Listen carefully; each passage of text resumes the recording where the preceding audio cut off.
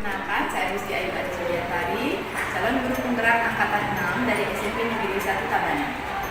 Kali ini saya akan menyampaikan demonstrasi kontekstual modul 3.1, yaitu tentang pengambilan keputusan berbasis nilai-nilai kebajikan sebagai pemimpin. Kita akan melakukan wawancara pertama dengan Bapak Kepala SMP Negeri 1 Tabanan.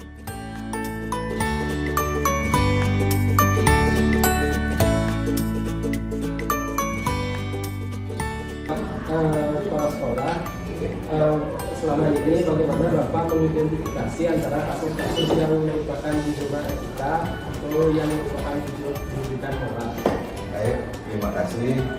Yang ada di sekolah kami SMP 1, permasalahan itu kita bisa lihat secara langsung info dari guru, pegawai, dan siswa.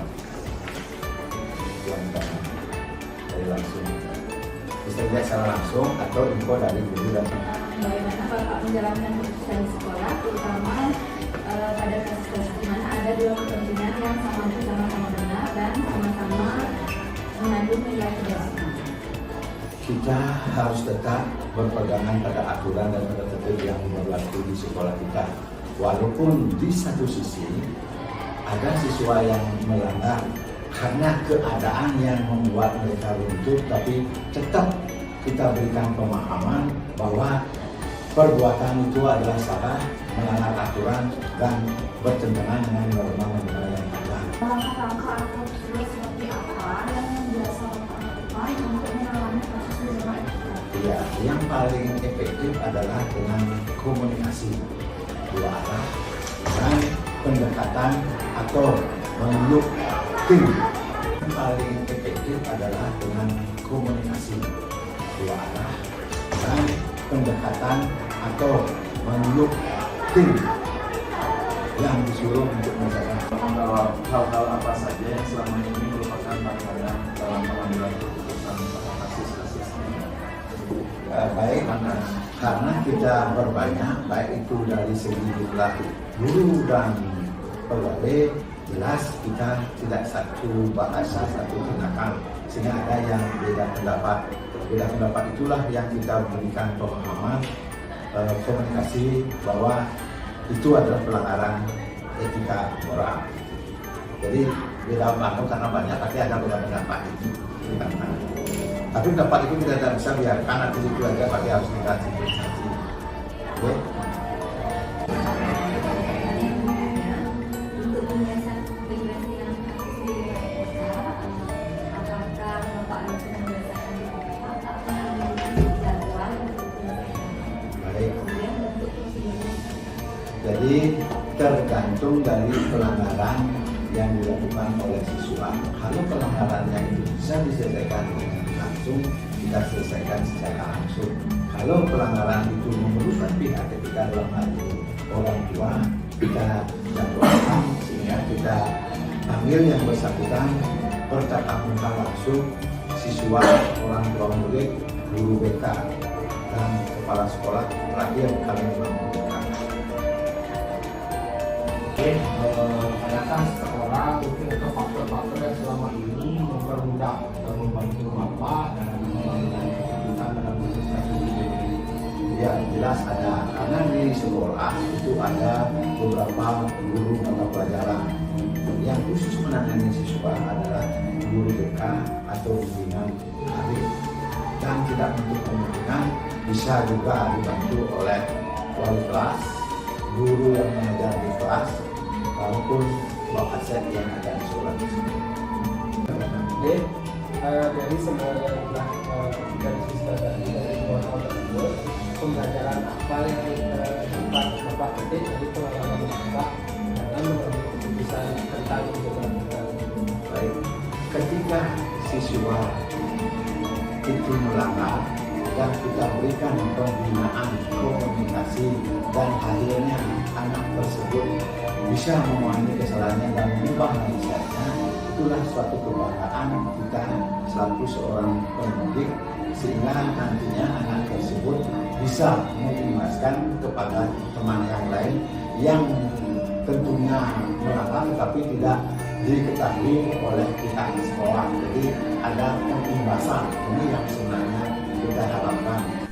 Dilanjutkan dengan wawancara yang kedua dengan Ibu Kepala SMP Negeri 4 Tabanan.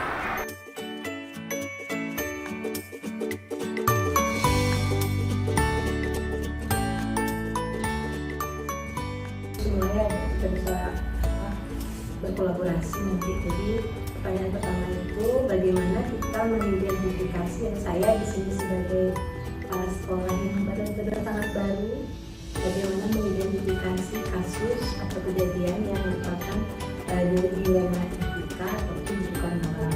Nah, kita tahu kalau rujukan moral itu kan jawabannya satu, yang lain itu pasti salah kan seperti itu. Jadi kalau misalnya bagaimana mengidentifikasinya untuk mengetahui bahwa itu adalah dilema etika. Jadi saya akan menyediakan beberapa opsi keputusan atau solusi, dan ketika beberapa opsi itu semuanya benar, semua benar, berarti itu adalah dilema etika. Dan ini yang paling sulit sebenarnya bagi kita sebagai kepala sekolah. Sebenarnya ini yang sulit untuk diambil keputusannya. Kalau rujukan moral ya udah, ketika dicoba keputusan ini benar, kemudian dicoba yang lain salah, ya berarti itu adalah rujukan moral. Dan ketika rujukan moral itu ada, kasus yang berupa rujukan moral itu ada, berarti yang harus kita lakukan adalah memilih opsi yang memang sesuai dengan aturan.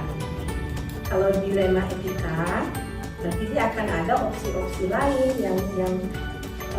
yang sebenarnya yang sama-sama benar. Bagaimana Ibu bisa menjalankan pengambilan keputusan di sekolah ini, terutama untuk kasus-kasus di mana ada dua kepentingan yang sama-sama benar, sama-sama mengandung nilai kebaikan.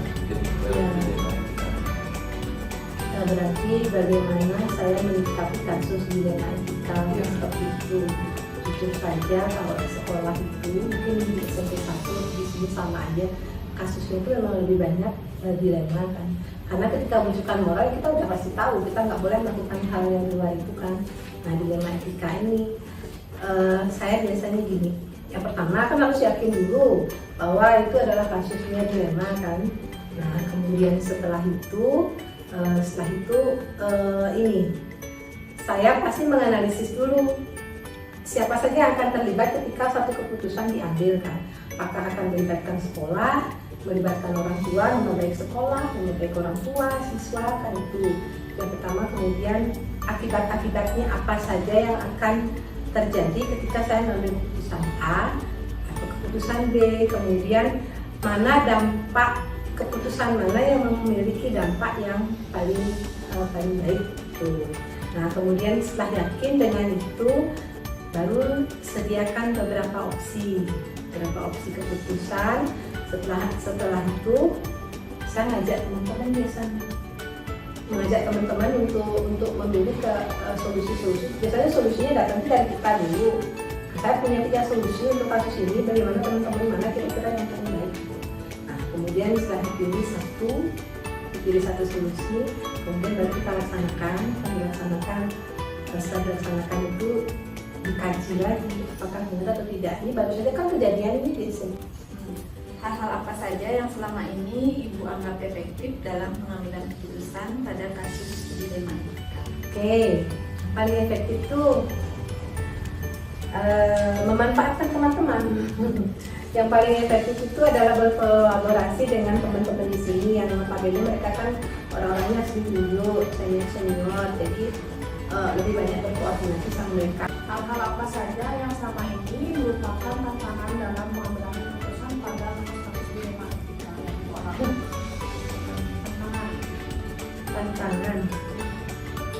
Tantangan terbesar terutama bukan hanya di sini ya, kemarin di SMP 1 juga saya tuh orangnya terlalu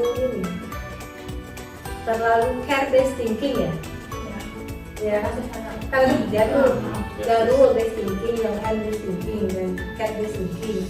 Asmaran tuh care based thinking terlalu peduli gitu loh sama orang. Kadang-kadang keputusannya itu terlalu mementingkan ini ke dalam gitu. Nah, itu tantangan dari diri sih sebenarnya. Makanya akhirnya kalau kemarin di SMP 1 itu pasti ngajak waktu Juniati konsul, karena Ilo kan orangnya saklek dengan aturan kan, jadi kita padukanlah di situ antara rule based thinking sama careless thinking, jadi pangsa terlalu ini. Kalau di sini dia punya teman juga yang kalau kurikulum itu kan dia Sabtu hari dia lebih ini kok. Artinya careless thinkingnya kita itu dipadukan dengan yang rule thinking, jadinya itu yang Indonesia. Baik, penyelesaian masalah terkait dengan itu untuk penyelesaiannya kalau perlu diselesaikan kadang juga penyelesaian masalahnya itu kalau perlu diselesaikan satu juga atau juga jadwal tertentu terus kesulitannya kalau penyelesaian masalah itu kadang pada saat itu juga bisa karena ada kasus yang untuk penyelesaian saat itu juga. Ada juga kasus yang memang perlu harus dirembuk dulu, tidak berani sendiri. Kalau misalnya ada kasus yang perlu diselesaikan sendiri, jika kemarin ini baru 2 hari yang lalu kejadian anak-anak di sini berantem kan, bekalnya mungkin nggak dulu diajak ke sini lah pada saat itu ya harus selesai pada saat itu. Pada saat itu jadinya caranya itu memang mau nyadarin anak itu harus dari dasarnya dia harus sadar dulu kalau dia itu salah yang kayak gitu. Ya pada saat itu diselesaikan. Tapi untuk kasus-kasus yang besar kayak ini dah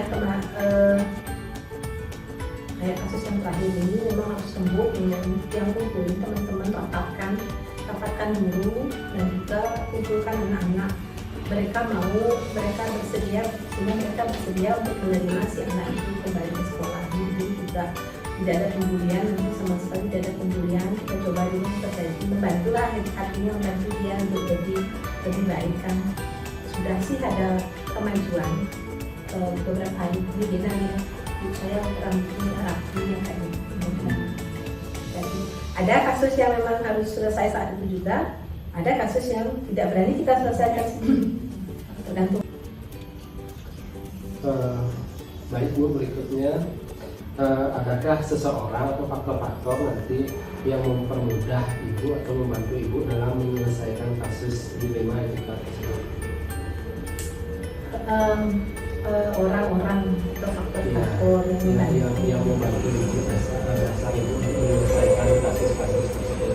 Kalau ada kasus-kasus seperti itu, kalau yang bisa kamu sendiri sekarang tidak nanya sama siapa langsung, tetapi kalau kasusnya itu sudah kayak kita bingung itu banyak teman-teman di kepala sekolah yang bertanya biasanya ya teman-teman yang komunitas KKS ya di KKS Pak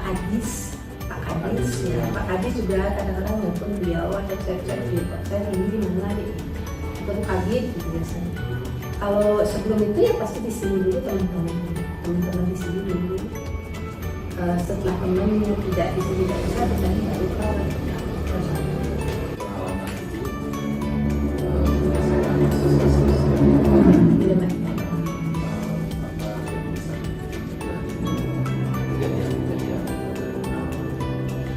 apa yang bisa kejadian-kejadian dari pelajaran apa yang bisa Oke. Ternyata jadi kepala sekolah maupun guru juga sama ya, berpikir panjang atau menertibkan otak lumpur itu sangat penting ya kan belajar otak lumpur, otak human itu kan artinya ketika kita menghadapi sebuah kasus jadi kita tidak bisa langsung ketika melihat si anak itu dia nyogok timpalan misalnya dorong temennya, belum bisa kita memutuskan bahwa dia itu salah karena dia kita tidak tahu yang terjadi sebelumnya. Seperti itu. Dan pembelajaran yang kemarin di guru penggerak itu mengajarkan kita untuk berpikir lebih panjang lagi, menganalisis lebih dekat yang permasalahannya itu yang pertama. Kemudian yang kedua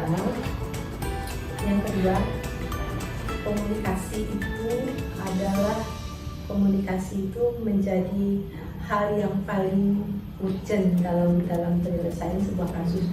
Ketika punya permasalahan, kepala sekolah punya permasalahan apapun itu bidang keuangan, apapun itu program atau apa yang tidak berjalan, yang perlu dilakukan adalah komunikasi dengan sekolah. Itu aja. Kalau sudah komunikasi yakin selama ini diterapkan di sini ya. Kalau tadinya ada gap, ada permasalahan, misalnya kita sama Adis, setelah komunikasi itu udah ternyata hanya sedikit miskomunikasi udah selesai.